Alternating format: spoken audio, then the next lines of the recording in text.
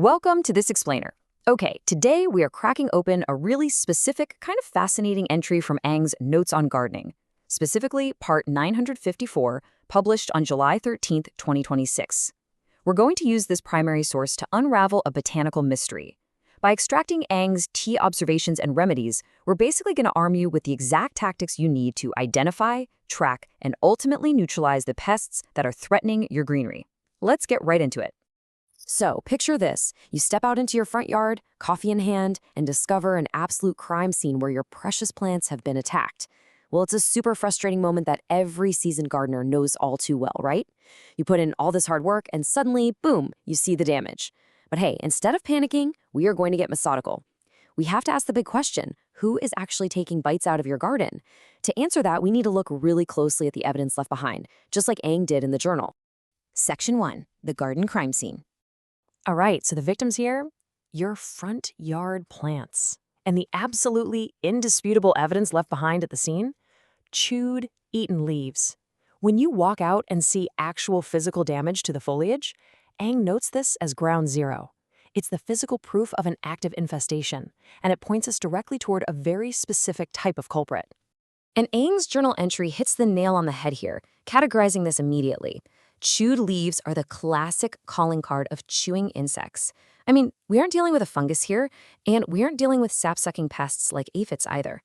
The physical removal of that leaf tissue allows us to instantly categorize our perpetrators. Essentially, we are looking for pests with jaws. Section 2, profiling the usual suspects. Now that we've figured out their modus operandi, chewing, Ang's notes narrow the whole field down to a really specific lineup. We're talking caterpillars, beetles, slugs, snails, grasshoppers, and katydids. That gives us exactly 6 prime suspects. 6. That's 6 distinct perpetrators, ranging from your slow-moving mollusks all the way to highly mobile jumpers. Trying to search the entire animal kingdom? Yeah, that's completely overwhelming. But isolating these specific 6 gives us a really clear, manageable target for our investigation. But knowing who they are is really only half the battle. We also absolutely have to understand when they operate. Which brings us to Section 3, Undercover Nighttime Investigations. Now, what's really fascinating in Ang's notes is the contrast in behavior. You might find yourself staring at chewed leaves at high noon, scratching your head, wondering where the heck the culprit is. Well, during the day, a lot of these suspects are actually taking cover from the sun and from potential predators. So they leave you with absolutely nothing but the damage they caused the night before. It is really only under the cover of darkness that slugs, snails, and certain caterpillars finally reveal themselves to feed. If your daytime inspections are turning up absolutely nothing, Ang suggests completely changing your tactics.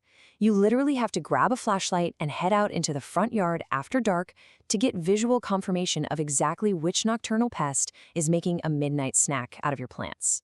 But wait, before the sun even sets, your undercover detective work should involve flipping over the foliage, because even if those nocturnal feeders are hiding, they often don't go very far at all. Ang's notes give us this incredibly effective daytime tactic. Just check beneath the leaves for hidden eggs or resting pests.